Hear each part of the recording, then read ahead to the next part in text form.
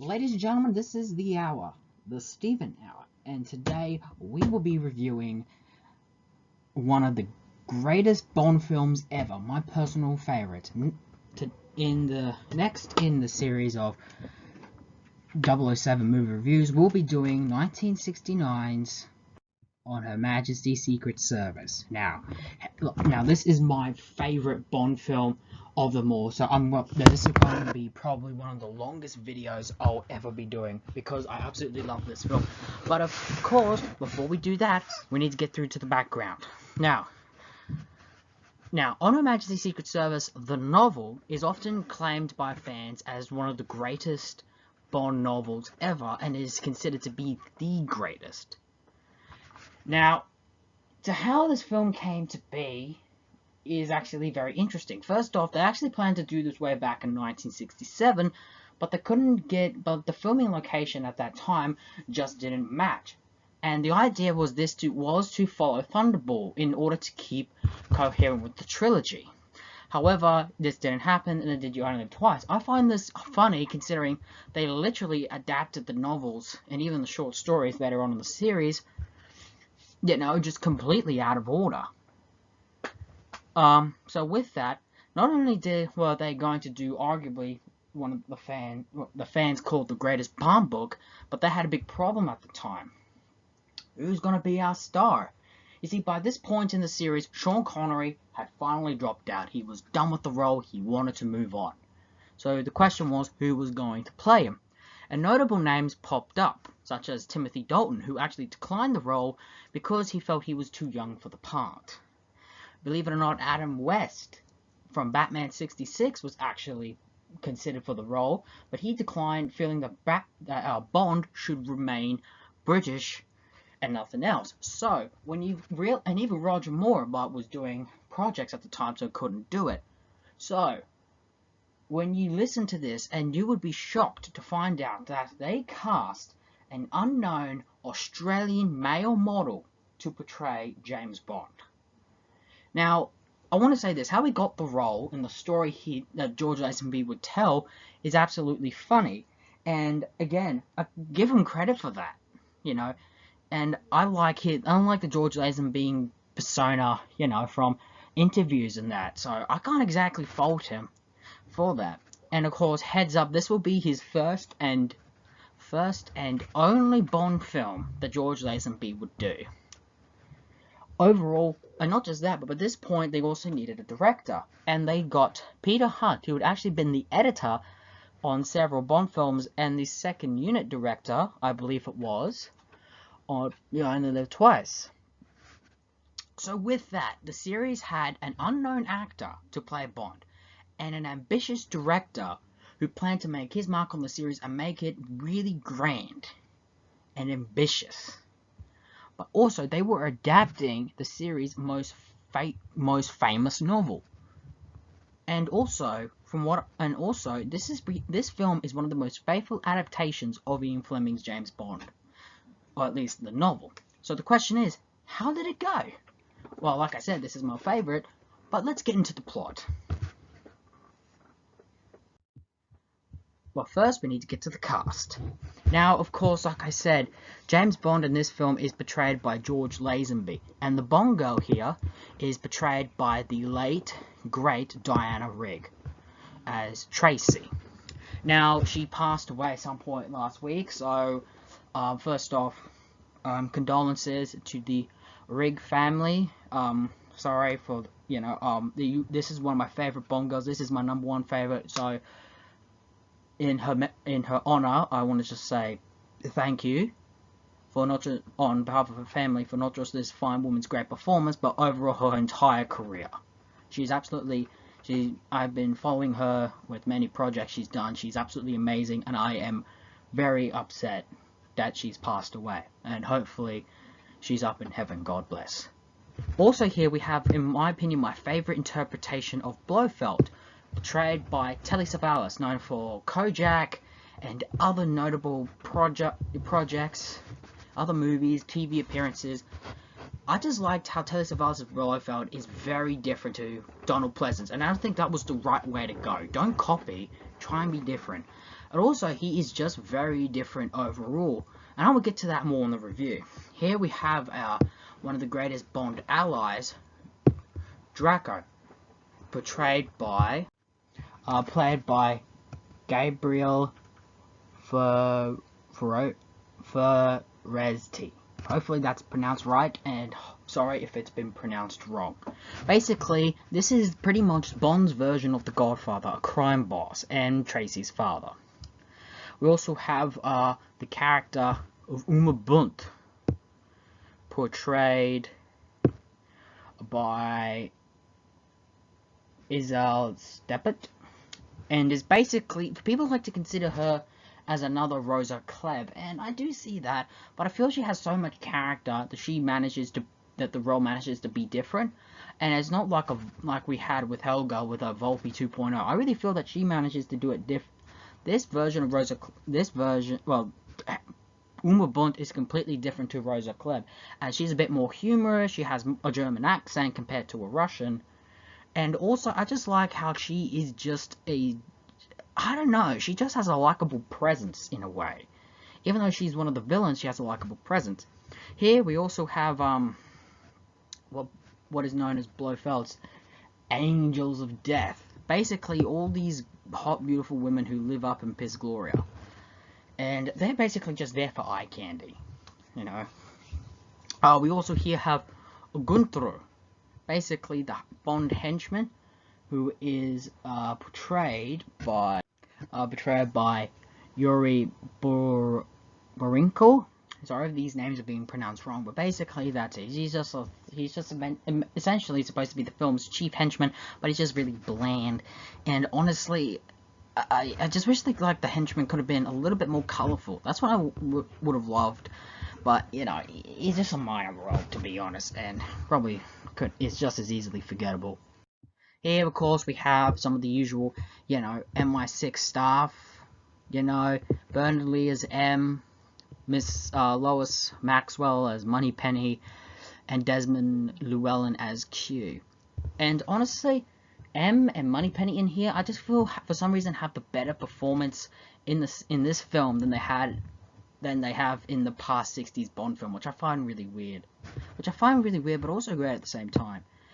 Here we have another Bond ally, Sean Campbell, portrayed by Bernard Hofsful, basically a colleague of Bond.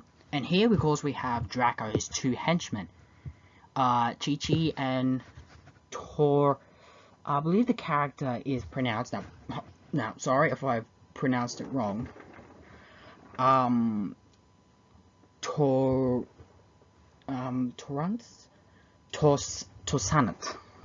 I believe, Torsanat is portrayed by Jeffrey Cheshire, and Chi-Chi is portrayed by Irvin Allen. Basically, they're just, you know, Draco's two top henchmen, and they're fun.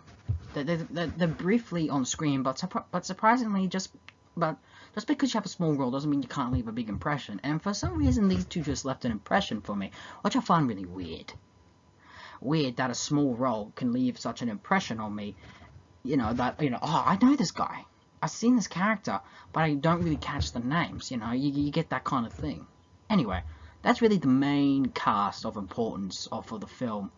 We also have other cast members such as Sir Hilary Bray and Gumball, who are just minor characters but play a vital role to the story. Anyway, let's get on to the actual plot.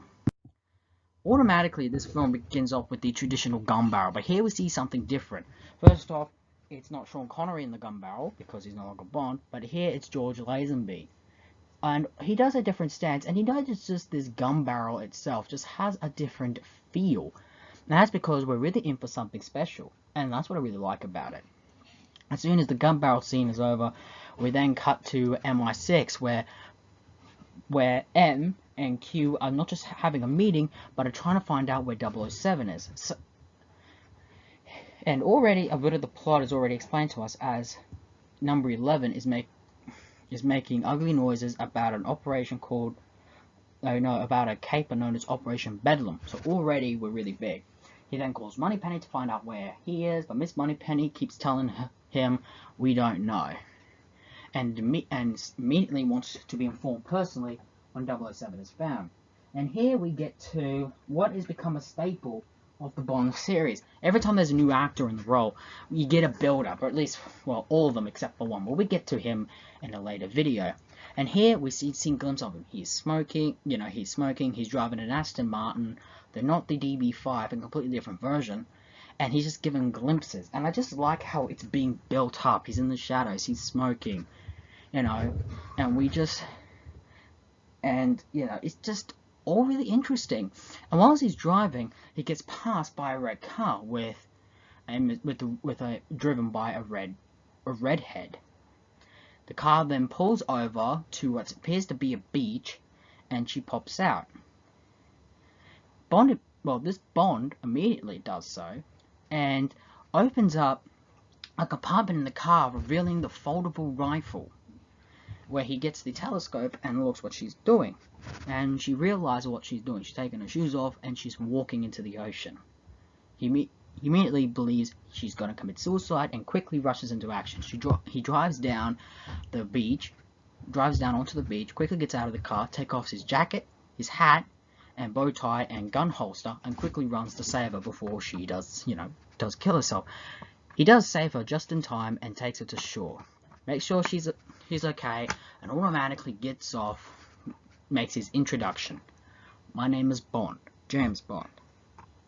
Now, I already love the setup, and I also feel that but at the same time, I will admit, it does feel weird having how George Lazenby delivered the line, but it's grown on me in recent years, and I don't mind it. But just as he asks for her name, he gets ambushed by two thugs. One takes him away, and one takes the girl away. And immediately, a fight breaks out. Here, I really love the editing and the choreography of this fight. It can be sloppy to some people, but I overall really enjoy it, and also really, really buy George Lazenby as a Bond who could really handle himself in a fight. And just as he takes on this one goon, he goes after the one that has this redhead. The redhead then quickly runs away, gets into a car and drives off, and Bond has quickly, apprehended the two. And just as she's leaving, he picks up her shoes, wondering what's going on, and he utters one of the most controversial lines in the series. This never happened to the other fella. Now, people have considered this this is meant to be a fourth wall break, and I can take it in the joy of that. People don't like the fourth wall break, saying it just doesn't work. But personally, I don't mind it and I enjoy it. It also has been what many have considered that really supported the idea of James Bond is just a codename theory, and is referencing the first Bond. It's just a fun little fourth wall break, fun for the people, and plus in the behind the scenes they keep saying, well, people know it's not him, so just let's just get on with it and enjoy it. Who cares? And I like it. And automatically we get into the title sequence with the theme song. Now we're back to an instrumental, which we haven't seen since From Russia with Love, and I really like it. I really dig it. It has a really energy feel that I really like, and I was kind of getting a little bit bored with the theme songs, so I really like that we went back to the instrumental. And also the title sequences are really different. The title sequence here has images to previous Bond films, and is essentially and I really do like how it is different. We see images and videos from past Bond films. We've seen like previous villains, we've seen previous Bond girls, like action sequences. I really like it, and it's clear that I will address one thing about this film. It kind of doesn't know what it wants to be, whether it wants to be a different film that shares some of the timeline from the previous film, but is different at the same time, or it is a continuation from the previous film. I like to consider that, and I'll explain later in the film, that this Bond shares some history with the previous incarnation. Like, he's been up against these, but the outcomes is slightly changed, and I'll get further to that in the review. Anyway, just as the title sequence finally ends, we get back to the film. Bond has pulled up to a fancy hotel, like he always does, and he runs into the red car again.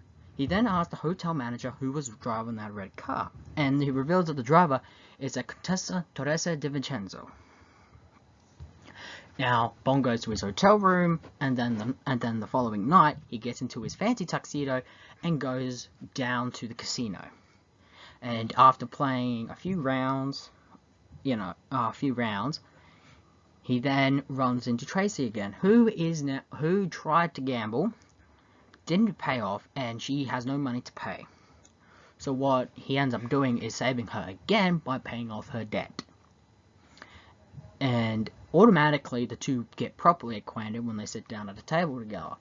And she reveals her name is actually she prefers to go by the name Tracy. I automatically see the two have chemistry, and there's also a classic case when the two first meet, they don't like she doesn't really know what to do with him. How he views him. And eventually, she invites him up to his hotel room. And just as Bond goes up to the hotel room, he then gets into a fight with Chichi. And again, I really like how the fight is here. It's nicely choreographed, perfectly edited for me. And again, it really shows George Lazenby with his, you can believe this guy can handle himself in a fight. He, of course, wins and, of course, walks out. I will admit he's not as refined or as sophisticated as Sean Connery, but I don't find it that much of a problem. And I'll get to that in a while. Get to that and fully explain it at the end of the plot summary. I'll try to. Now, Bond returns to his hotel room where he runs into Tracy. Already kind of fed up, he asks what the hell is going on. Why is there a man in his room? Why are people after her? She refuses to tell him and gets slapped. And tells her to get out of the hotel room, but she refuses. And what ends up happening instead is after the two have a conversation, he essentially beds her. Following that, he wakes up in the morning with his wealth of PPK gone and the money returned, and Tracy has also disappeared. After that, he tries to go for golf, but is quickly ambushed by Tasanta. I believe the name is. Again, I'm sorry if the name will be pronounced wrong, but Tasant, that's the name. And just as that's happening, he then gets forced into a car, reveals his wealth of PPK, and Chichi is there. He's then taken to a different location, and as they're walking by this guy, who is whistling the Goldfinger theme, which is a nice little, if you miss it, Easter egg. Eventually, Bond gets into a fight with the rest of the goons and quickly bursts into this room, where he meets Draco, head of the Union Corps and one of the biggest crime syndicates in Europe. It's then revealed by Draco that Tracy is actually his daughter, and Tracy does come a little bit of a broken marriage. She was previously married to this count, and the marriage ended in shambles, and it's kind of hinted that she had a miscarriage. And the count died took all her money, and the count that she married died in a car wreck with one of the mistresses. Now, Draco sees Bond as potentially possibly helping Tracy, as she's a little bit different around him, and wants him to marry her. But Bond doesn't, and he says she needs a psychiatrist. She doesn't need me. But seeing an opportunity for possibly a business relationship with Draco, he offers to maybe see her if he helps him locate Blofeld, as it's revealed that he's still after Blofeld and Spectre. And it's revealed that Draco could also get a bit of gain from this, as Blofeld is his biggest competitor, and some of his top guys have actually defected to him. And automatically, he has a good lead to finally catch Blofeld. We then cut to a scene where Bond is back in the MI6 office, where it's back to the good old days. Him flirting with Miss Moneypenny until he gets sent into M's office, where M says he is removing him from the case, saying that he's had 2 years to run Blofeld down and yet hasn't come up with anything. Realizing what's best is for him to be put onto another assignment. He's then sent out of the room, where he is furious and decides to resign from Her Majesty's government. And here I like how George Lazenby is a little bit different from Connery. Here it's clear that this version, again, I like to consider that every time we get a new actor, the series gets rebooted. It can share some of the timeline a little bit with the original, but at the same time, a little bit, such as Easter eggs to previous adventures, though I like to consider with each new actor, each version of events possibly turned out differently. And that's what I like to consider with this.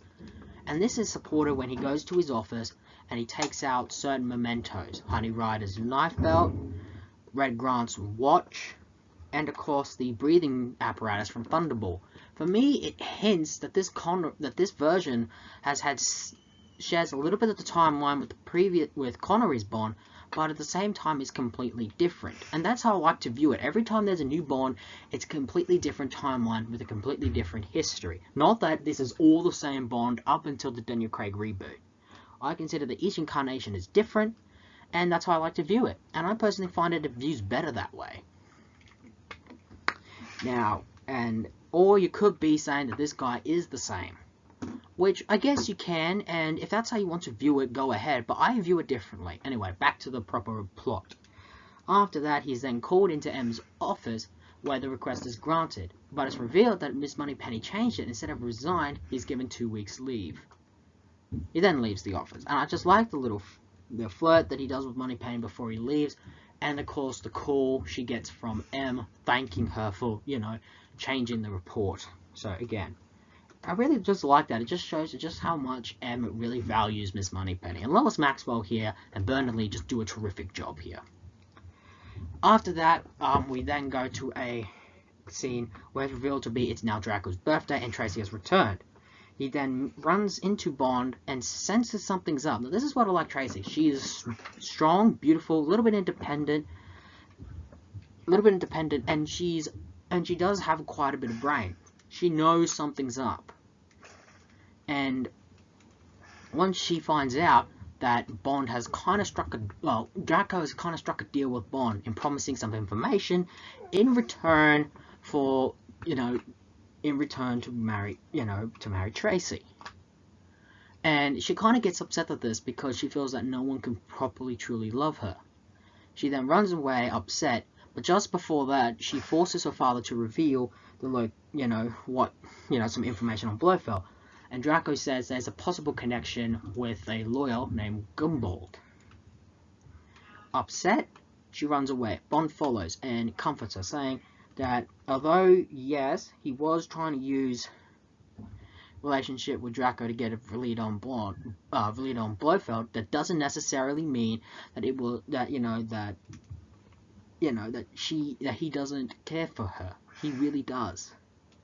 An automatic click, and I really just like that little scene. It shows a little bit Bond is slowly, not just growing fond of her, but is slowly lowering the wall around him for her. And here we get this fun little montage with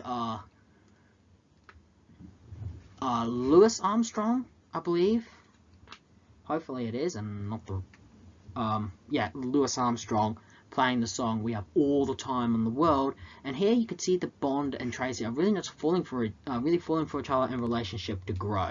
Now this is why I like the relationship between Bond and Tracy so much. It's so organic to me, and it works really well for the film. We get to see them really grow, fond, and people may not like the montage, but I do. I find it beautifully done. And just as that scene is wrapped up, Bond breaks into Gumball's office and finds out that he's been in contact with a Count de Blowshot. Realizing that de Blowshot is a French word for a French version of Blofeld, realized that must, this is no coincidence. He then goes to M, demands to be put, and shows him what he's found and asks that he be put back on assignment, and has a plan to essentially get and has a plan to go undercover as Sir Hilary Bray, who we meet in the scene where he explains everything, and plans to go undercover, realizing that the Blowshot is trying to solidify his claim as Count of the Blowshot clan. Automatically, I like that. Automatically, that's a good plan and an interesting way for Bond to actually get there, and it's a good chance for him to go undercover. Now, it is a bit and I just like that scene. We also get to find out Bond's family tree and his motto, and the family motto is "The world is not enough," a title for a future Bond film to be used in the 90s. But we have a long way away for that film to review, but let's get back to this one. He then goes to the Swiss Alps where he meets Uma Bunt, who then takes him up to Piz Gloria, which is a beautifully stunning location, honestly.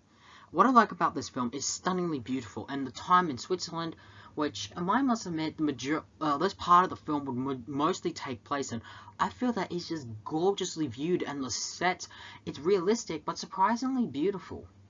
And automatically, after that, we also find out that that someone is observing Bond, and of course it'll be reviewed to us, and of course it is a Bond ally, as he was there when Bond was breaking into Gumball's office. After that, Bond checks his hotel room to see if it's bugged, like he always does, and gets dressed in a kilt. You might find this funny, but it is a bit to the novel, as Bond's ancestry is Scottish, and that's because of Ian Fleming grew to love Sean Connery's portrayal of the character, and may it be in honor of Sean Connery that Bond's ancestry, well, its roots are in Scotland, which finds it weird, though he is Scottish, but views himself as a British agent, which I find to be very interesting. Anyway, with that, he then goes up into the dining room, where he finds all these girls, who turns out that Piz Gloria is a health clinic, and all these girls are being treated for their allergies. Automatically, he senses something, and kind of does a bit of flirting with the girls. After dinner, he's then taken to the Count, where he meets Blofeld face to face. Now, halt. This is something that needs to be addressed. If you think about it, Bond has met Blofeld in the previous film. Well, yes. And now he's meeting him again. How does he not notice Bond if this is supposed to be the same guy? This must mean the code theory. Well, no. Like I said, I view it that it's a completely different incarnation of Bond. This version of the character just share some similar events to the previous film, but instead, this is the version where Bond and Blofeld have never met. They know about each other, and Bond instantly knows, yeah, this is Blofeld, but Blofeld's never met him. And again, how does Bond know this is Blofeld? Well, Count the Blowshot, French version of Blofeld, this must be him. Or at least someone in his organization. And again, you could view this however you want. You could view this however you want, or decide how you want to fix it. But that's how I view it. Anyway, after a great bit of dialogue between both Bond and Blofeld, Bond goes back to his hotel room and does some more investigating, where he runs into one of the girls, courtesy of snooping around, and finds out that there's some hypnotherapy going on, and wondering what the hell is Blofeld up to. And this scene kind of happens a bit for the film, where he's really just talking to the girls, and does try to convince Blofeld to go to Hardsburg, to visit their ancestry. And also, Sean Campbell gets captured after attempting, to go to Piz Gloria, but his fate is not revealed until a bit later. As Bond once again goes to another girl's room, he is then captured by Uma Bunt and is knocked out. He then gets woken up, and Blofeld reveals that he knows he's Bond, courtesy of not the fact that he's betting women, which again you say, well, but if you point that out, wait, if he's betting women, that means he's not being faithful to Tracy. Well, yes, but you must understand, he is an undercover spy, and I'm not condoning it, but I can understand why. Anyway, so move on. He then finds out not just that, but he gets his facts wrong. He needs to go to Hardsburg, but he says to the cathedral, like some kind of cathedral tombs, but he really needs to go to the Siena Giz. Not just realizing that, and that's how he managed to figure out that he's not, he's not Sir Hilary Bray, but it's actually Blofeld. And also that, he then gets into a nice conversation with Blofeld to find out what he's up to. He plans to use these girls who have now been hypnotized and given them with some deadly virus to spread, resulting in destroying crops, herds, literally destroying a country's economy. Unless his ransom or his demands are, met. Bond wants to know why, but Blofeld holds out on him a bit. So we don't really know his full endgame, what he wants to get out of it. And just as he's taken away to be held prisoner, he sees that his colleague is dead. He's now locked up in this sort of weird room. I can't really explain it, but it's kind of like a room where it's kind of like similar to like the inside of a clock, like Big Ben, that. But it's different because it's where all these travel carts that are going up to Piz Gloria and down, mechanics that keeps going, like that. Bond manages to find his way out and finds out and just as he's doing, Blofeld is proper hypnotizing the girls, to disperse the virus when said so, and is giving them these presents, but is actually the devices to be, the virus to be used at the proper time when he demands it. After realizing this, Bond gets changed into his skis and gets changed into some ski clothes and skis down the mountain, and is followed by a bunch of goons. Now, automatically, I love this scene. It's been a while in the film before we had an action scene, but I felt it's well worth it for this scene. It's nicely done with the theme music in the background, and what makes it interesting, Blofeld joins in. He's not the kind of guy who's going to sit behind a desk and order his thugs to do it, like Donald Pleasant's version clearly was. This version of the character is more tough. He wants to get more involved, and that's what I like about this portrayal of Blofeld. Though he is a mastermind, which clearly shows, but he's also very tough, almost sophisticated, suave,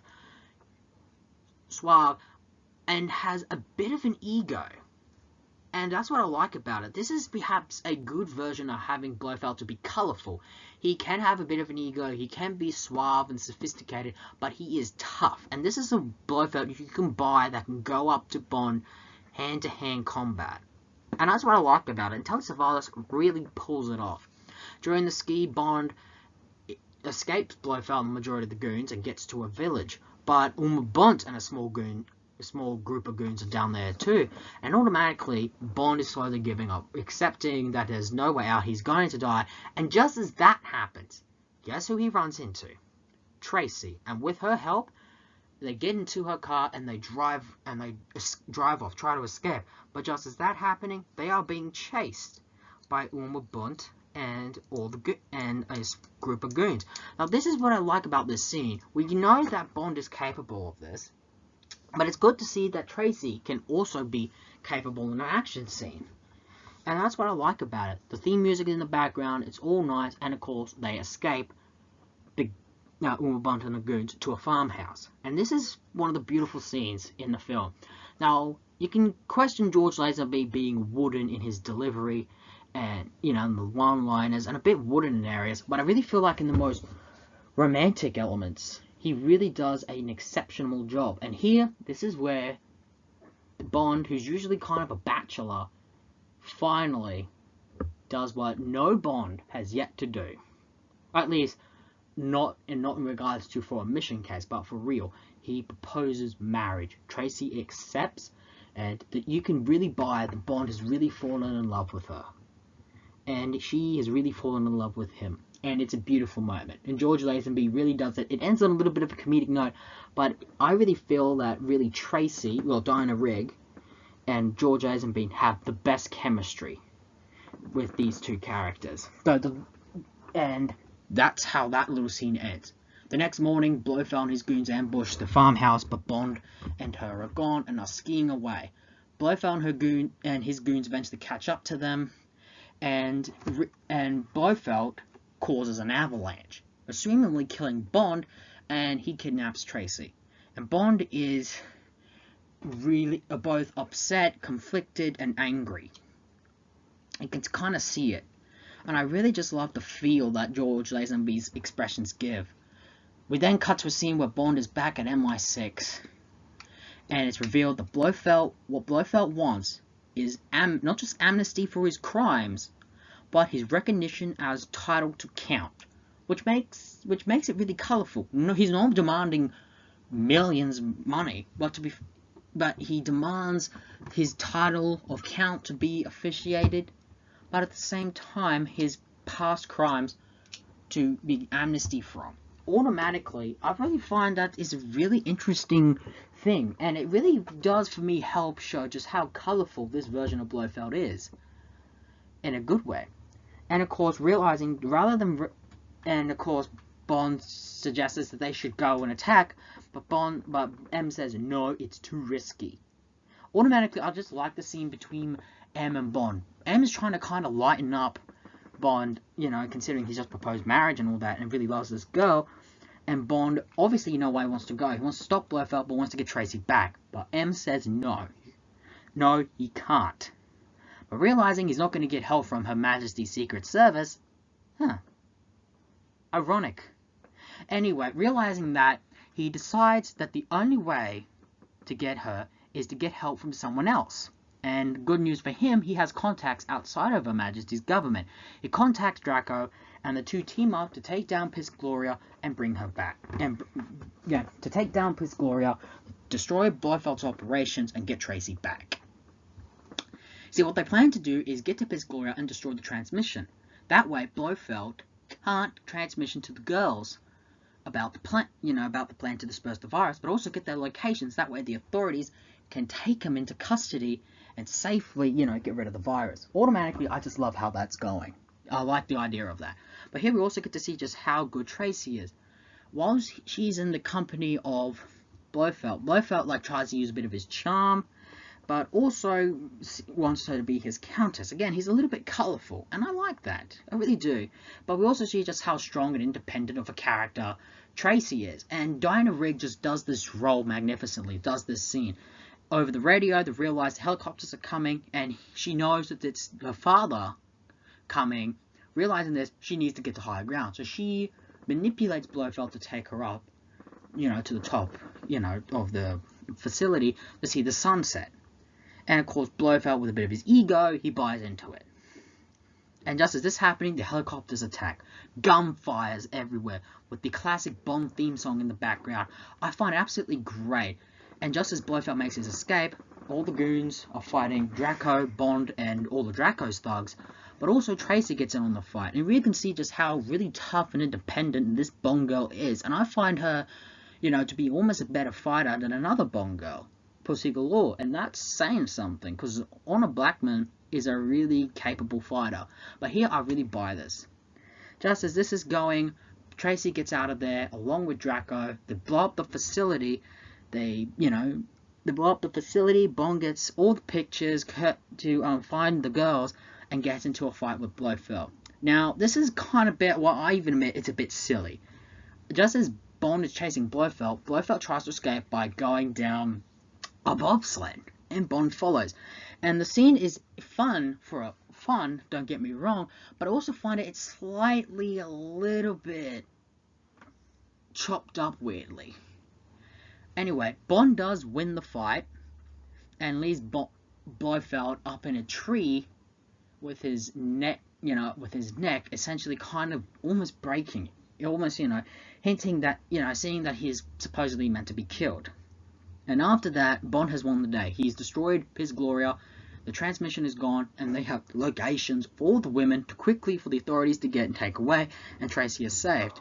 And just like that, we then cut to another scene. Bond's wedding, where he has finally, for the first time ever, Tracy not just becomes a Bond girl, but for the first time ever, a proper Bond bride. It's a fun scene, and I like how, just how all the MI6 members are there. Q, Moneypenny, M, and you could see how, and also, I just love the tears Miss Moneypenny gives to Bond. You can kind of see she's a little bit upset that, I guess that those two couldn't be, a proper thing. You really feel a little bit sad for her, and there's a nice little scene where Bond throws his hat to her, and Bond's little talk with Q, and Tracy also talks to Q as well, at least for a little bit, and of course M talking with Draco. Again, I just love this scene. It's just so great, and the two drive off. And of course, there's a nice little scene where M, Moneypenny, and Q are just together, just talking. It's really fun. Just as this is happening... Now, hold. Before we continue, the review's nearly over. This is one of the longest Bond films, I must say, but here. Now, originally, they planned to end it here. And what was meant to be, what's supposed to happen, what this film is famous for, is to kick off the next film. But George Lazenby would leave after this film, and it never happened. But we'll get to what later more. Just as this is happening, they're driving off, and Bond is saying to her, we have all the time in the world. They plan to have, raise a family, have kids. You can really tell Bond really wants to have this life. And just as he pulls over to the side of the road to pick flowers off the car, a car comes driving down. And guess what it is? It is Blofeld and Uwe Bond. With Blofeld driving the car with the neck bracelet on, Uwe Bond pointing a gun out of the car, opens fire. Bond ducks. Realizing Blofeld, he quickly gets in the car and prepares to chase after them. But one of the saddest moments is realizing that the bullet missed him, but got Tracy right in the head. And then, of course, a policeman pulls up, and here you can see Bond is slowly breaking down, in denial that she's dead, saying that she's resting, they'll be going on soon. There's no hurry, you see. We have all the time in the world. Just as he's breaking down a little bit, the film ends. And the credits roll. Of course, we have the Bond theme music play, which kind of ruins the moment a bit, but it doesn't ruin it that badly for me. And as a result, Bond's wife is dead, and ends what is arguably considered one of the most iconic moments in the series' history. On Her Majesty's Secret Service should be considered, hands down, one of the greatest Bond films ever made. It is expertly directed by Peter Hunt, and it's beautifully gorgeous. Telly Savalas plays a very colourful and a very unique interpretation of Blofeld. And it's one of my favourite interpretations, but he's overall my favourite villain in the series overall. Other than that, I've also got great action scenes I really find. True, the jump cuts and the editing might be a little bit all over the place, but I feel it just works here, and it is a really fantastic film. Tracy, played by Diana Rigg, is absolutely fantastic. A very memorable Bond girl, my personal favourite, as we all know. And I just like how this is a very faithful adaptation of the novel, which very few Bond films actually did, because at some point they started loosely adapting. They weren't fully faithful, but for some cases it was for the best. And of course, Miss Moneypenny, M, their performances by Lois Maxwell and Bernard Lee respectively, in my opinion, are one of the best performances. This is just a beautifully stunning film. It's very entertaining, though you can point out some criticisms, and hell, I must admit to some criticisms of this film, but the way I see it, nearly every Bond film has some flaws. It has some criticisms. But personally, I just enjoy this film because it's different. It feels fresh. And it's also sad to say this was the last Bond films of the 60s. This capped off what I like to call the golden age of the Bond films. And it's kind of sad, but also what the films would later do when following this, as they kind of never fully, followed the end of the film, which is really sad. I also like how they sticked very close to the book, and it ends just as the book did. They could have just done it differently, like I said in the film, but I really like what they did. Now, despite the fact how much I love this film, and I can point out some negatives, let's also point out arguably one of the biggest criticisms and the biggest elephant in the room, George Lazenby as Bond. I personally don't mind his performance. I'm not saying he's the greatest Bond, I'm not going that far, but I can't deny that far. I can acknowledge that he's not a great actor. But considering this was his first time acting, he had very little acting experience, what he did was reasonably well. And he did some of the more romantic scenes pretty well. I even heard there was this ending to the film when Tracy died, where he actually cried. And I would have loved to have that scene in the film when Tracy died. It really would have shown just how much, you know, he broke down and how Blofeld did get him in the end. I would have loved that. But of course, Peter Hynes said Bond doesn't cry. And of course, they did another scene without him crying. Automatically, yeah.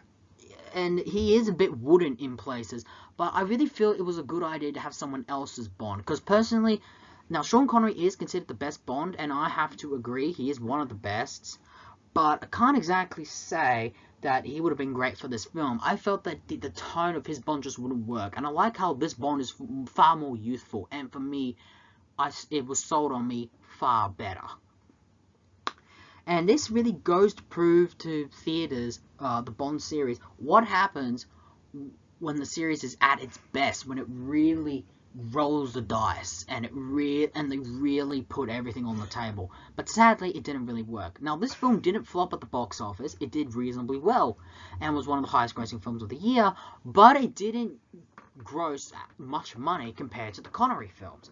And also it was mixed. Though the film has, of course, gone to be more appreciated and considered one of the series as great, and it's one of those films that exists in a few categories, whether it's just an average Bond film. I don't agree, it's not average. And it's also in a group where it's considered one of the best Bond films. And for me, it's my personal number one. I just like how it's just different. And for me, I watched the films out of order. So this film came along and I was blown away.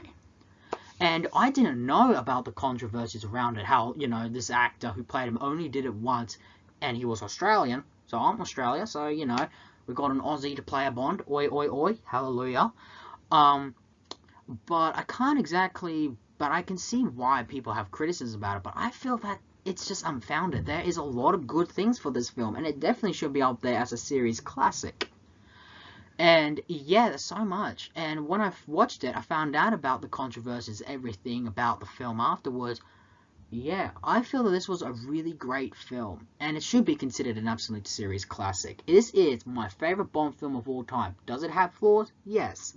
But it is absolutely astounding and a beautiful film to watch, and I highly recommend everyone watch it. Give it a watch. You'll be surprised, and if you don't like it, that's okay, but you'll get some enjoyment out of it. And there we have it, ladies and gentlemen, 1969's On Her Majesty's Secret Service, an absolutely great Bond film and my personal favorite. Join us next time as we review not my favorite. And by that I mean, you see, this film was released, people didn't like the perception of it at the time, and George Lazenby would leave the role, courtesy or whether his agent telling me the Bond cannot keep up with the changing times. Funny to hear that, considering it's now the longest running film franchise. But at the time, they were struggling to find out how can they continue the series without Sean Connery. So guess what? With that, for the next film, they decided to bring back all the guys that made Goldfinger for one diamond-studded hurrah in Diamonds Are Forever, with Connery returning to the role. Until we do that review, which I am not looking forward to, this has been the Hour, the Steven Hour, and so long for now.